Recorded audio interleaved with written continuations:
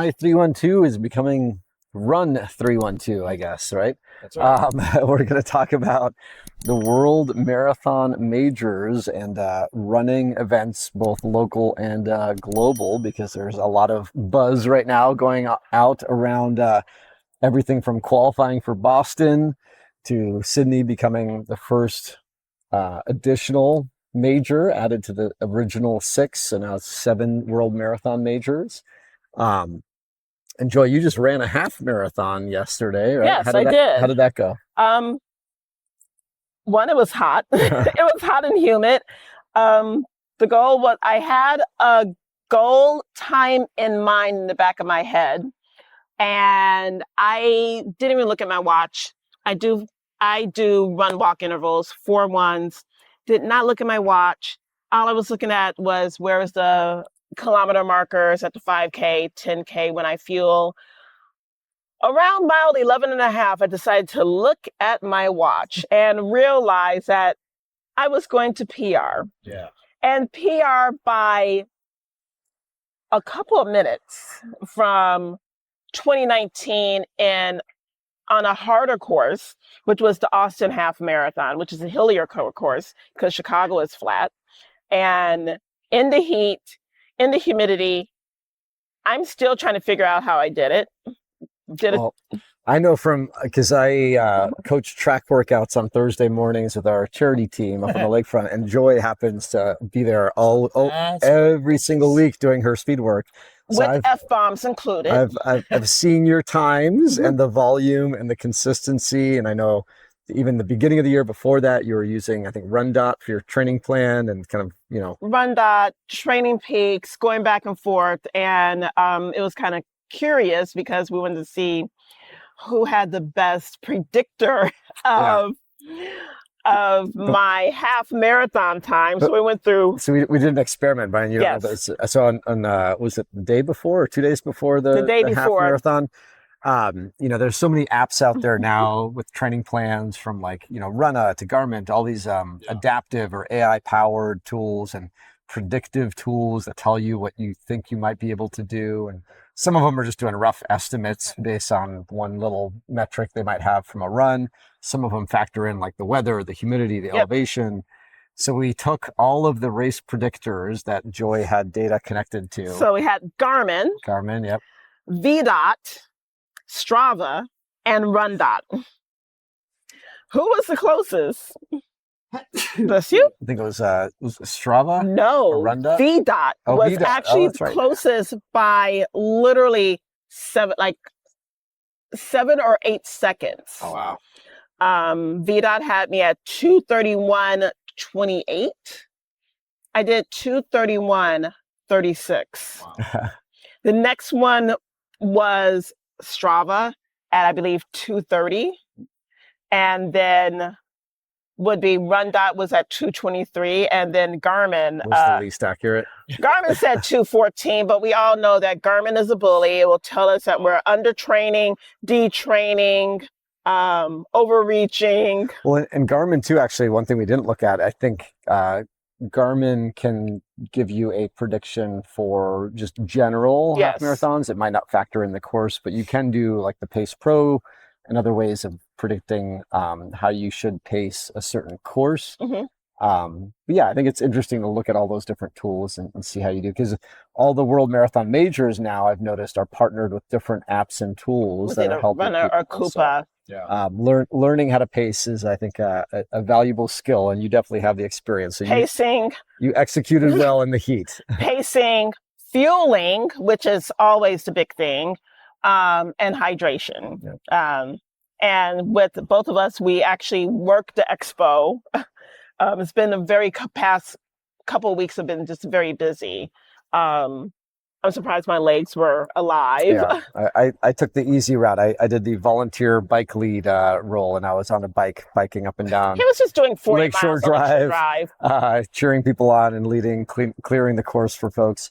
But now we're leading into marathon season. We have Chicago Marathon in 12 days, which, if you know of the original World Majors, Chicago is technically number 5 of the World Majors. And then 3 weeks later is New York. However, ding, ding, ding, we have an 8th world major that will be showing up on horizon in 2026. That will be Cape Town, which is actually going to be currently between Chicago and New York. But as of next year, the date for Cape Town will be Memorial Day weekend. So if you're looking at your calendar and potentially when lottery is opening up for Cape Town, you're looking at starting off the year with Tokyo, March 1st. A couple weeks later will be London. Then Boston, which they have announced the 24,300 participants who will be doing Boston 2026 because they made it harder, people. Yeah, they just announced with Boston, to help clarify, Mhm. people have to run a certain time per age group. Yes. And then you can apply if you meet their standard, but then you also have to run a little bit faster than your standard. Yeah, so you apply if you've qualified, Right. and then based on how many people have qualified, they have to crunch the numbers based on how many spaces they have available and all that. And then by average, it's like, what is it, like 4.5? Well, this year was 4:34 that Every you year had to be it's faster than your actual qualifying time. So technically my qualifying time for Boston is 3:50. I would have needed to do a 3:45 to have that buffer. Now it might change next year. No one knows. So you have Boston, but then in May you will have Cape Town.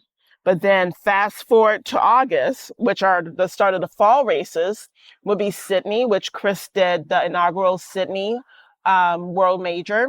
Berlin just happened. And if you're interested, the lottery is open for Berlin currently. That just happened. Then we have Chicago. And then 3 weeks later, depending on the calendar, it can sometimes be 3 weeks, sometimes be 4 weeks, is New York. So how many world majors do you have now, Chris? Yeah, I think I've done 4. I'll have to double check. But yeah, I've done a number of marathons. No, you have 4. I've done over 40 marathons, Chicago 10 times. And then of the current world marathon majors, I've done 4.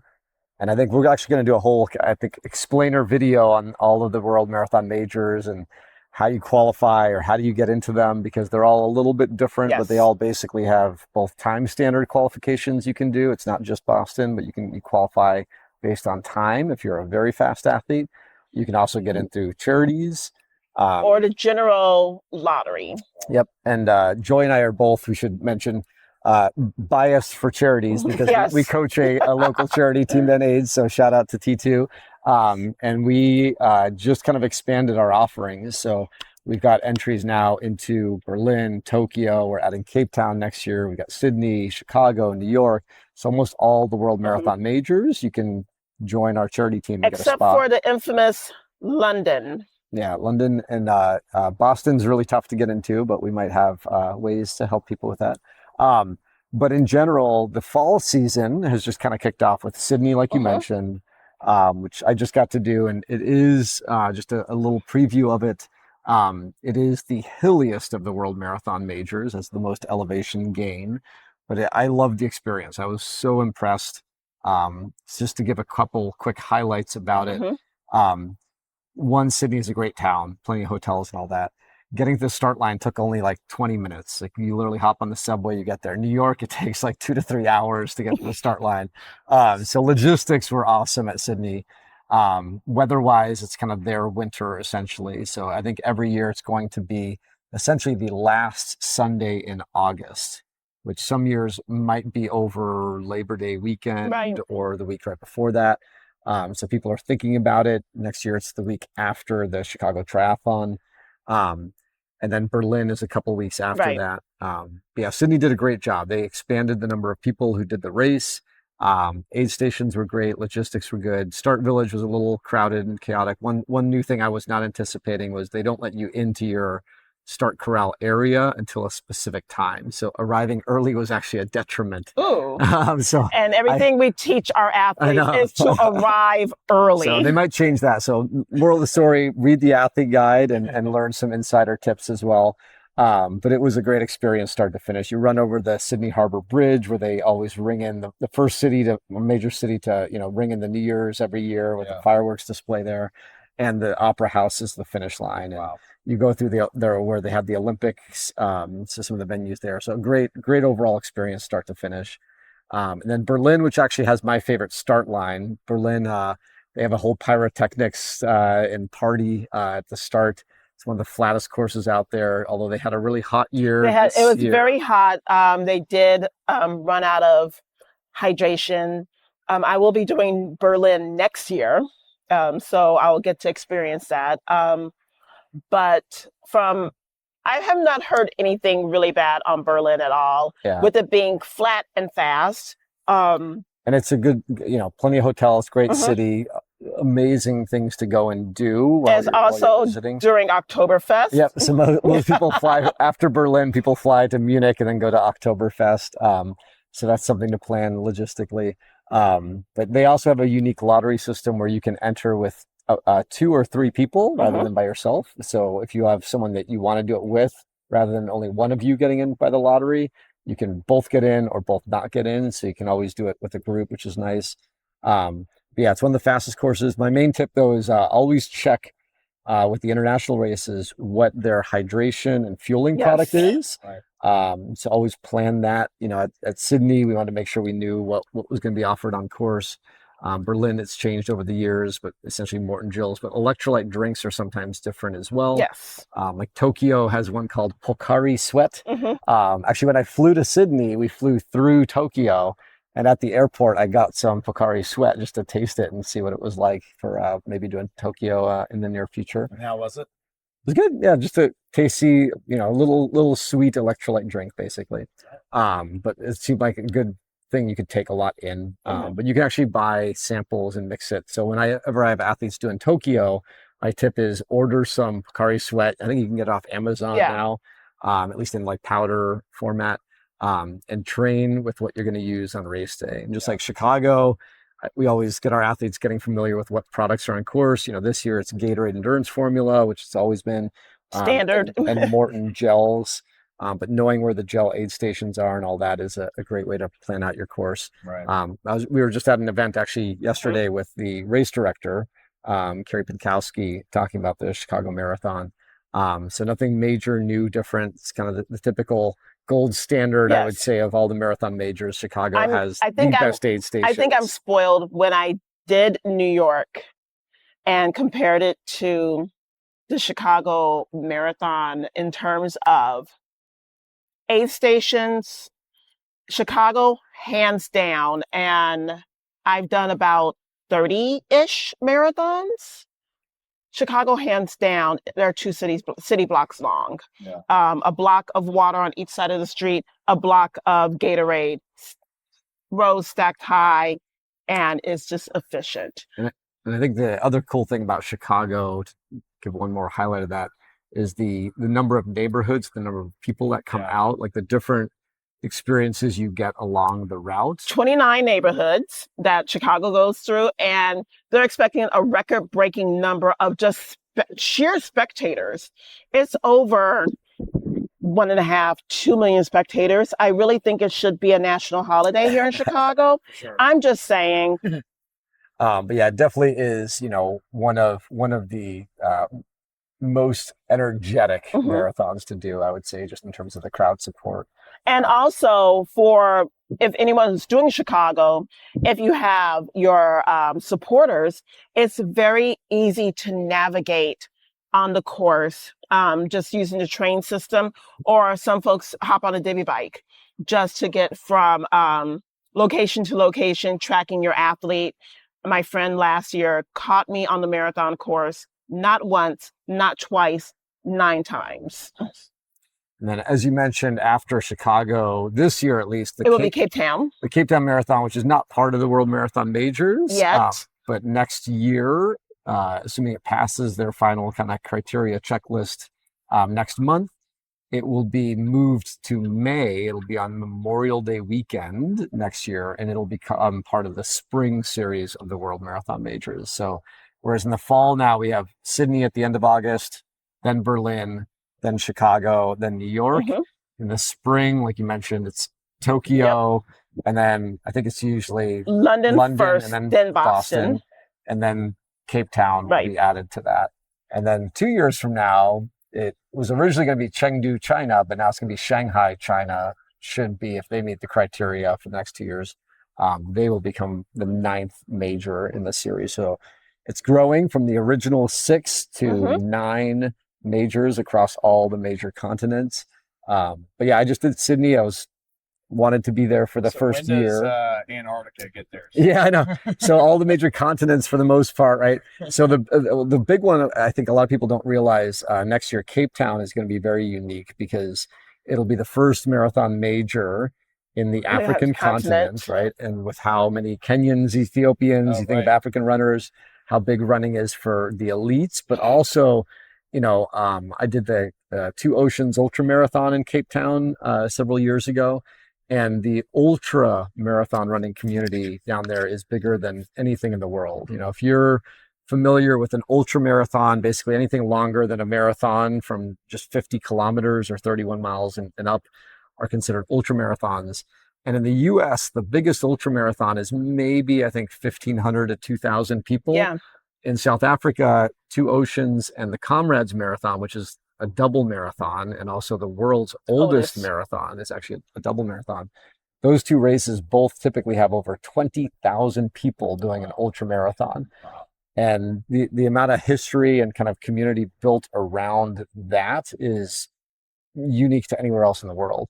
So I think it's going to be a big deal for both the elites, but also the locals. So that'll be a really exciting addition, I think, next year to look forward to. So as they're announcing the lotteries and the qualifications and the different ways of getting into these world marathon majors, keep your eyes peeled. And you definitely do have to plan almost a year ahead now, because that's generally when they start opening up the lotteries. And there's a lot of things that are changing between the dates and, different events and the way they're qualifying people. So it's a lot to keep track of. I'll be doing actually a webinar on all of it to help people not just learn about the different races, but how to get in, how to get your entries, qualify. Have the long spreadsheet. And I'll probably have a couple long spreadsheets I can share. But I'd be curious to see if, anyone out here listening, anyone from Chicago or beyond, if there's anything about the World Marathon Majors that they like, of the ones that are out there, the ones you maybe done, or of the ones you would like to do, if you were to pick one to do, or one of the new ones, especially, which one is it and why would you want to do it? Because I think that's going to be, if you look at running in the last couple of years, the World Marathon Majors have been growing almost 10% a year the last year or two. Yeah. So the amount of growth in running, and especially marathon running, is really taking off right now. And it's an exciting place to be. And we're going to have record spectators and record participation at Chicago. So if you're in the Chicago area, come out, cheer people on. I know we've got cheer stations on the north side, cheer stations on the south side. So it might be Tri312 branded. So if anyone wants to volunteer and come hang out with us, I'm unfortunately going to try to run the marathon this year after cheering people on the last several years. But I spent a lot of time handing out Skittles and ice pops to people last year. So at mile 22 and 24. So October 12th. Yep. If anyone wants to volunteer for our cheer stations, I will supply you with Skittles and ice pops as long as you promise to give me one when I run by. But yeah, I hope to see a lot of people out on course this year and on the sidelines. All right. Excellent. Yep. Cool. All right. Run 3-1-2 out. See you guys downtown. At the start line.